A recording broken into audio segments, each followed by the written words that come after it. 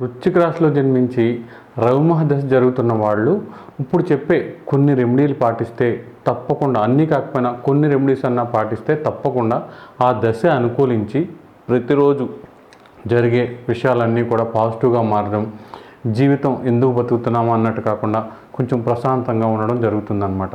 ఎవరికైనా సరే వృశ్చిక రాశిలో జన్మించి రవిమహదశ జరుగుతున్న వాళ్ళు ఎట్టి పరిస్థితుల్లోనూ ఆదివారం రోజు మద్యంగా తాగడం కానీ, మాంసం తినడం కానీ చేయకండి. మిగతా రోజు చేసుకున్నా పర్లేదు. రవిమహదశ జరుగుతున్న వాళ్ళు శని ఆదివారాలు తప్పకుండా మానేయండి. ఇక దీంతోపాటు ఆదివారం కూడా చీప్ చిన్న రాగి నాణ్యాలు 3 తీసుకుని, మనకి మామూలుగా తిరణాలలో అమ్ముతారు కదా, అవి ప్రవహించు నీటిలో వేయాలి. ఒక 3 నాణ్యాలు, ఒక నాణ్యం అన్న కనీసం ఆదివారం వేస్తూ ఉండాలి.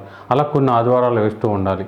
ఇక దీంతోపాటు చాలా వరకు గోధుమలతో చేసిన ఆహారం దానం ఇవ్వడం, లేకపోతే పశువులకి లేదా పక్షులకి గోధుమలతో చేసిన ఆహారాన్ని పెట్టడం వలన కూడా చాలా మేలు జరుగుతుందన్నమాట.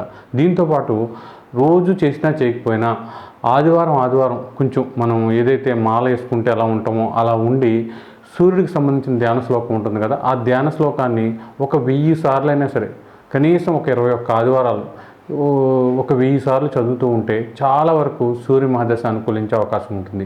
దీంతోపాటు అందులు ఉంటారు కదా, అందుల ఆశ్రమం కానీ, వాళ్ళకు కూడా మీకు అవకాశం ఉన్నంత వరకు, మీ ఓపుకున్నంత వరకు టిఫిన్ పొట్లాలు 10 మందితో 10 టిఫిన్ పొట్లాలు ఆదివారం ఇవ్వడం, వీటిలో 1-2 రెమెడీలు ఖచ్చితంగా మీరు కంటిన్యూ చేయగలిగితే తప్పకుండా రవిమహదశ అనుకూలించి మంచి ఫలితాలు వస్తాయి.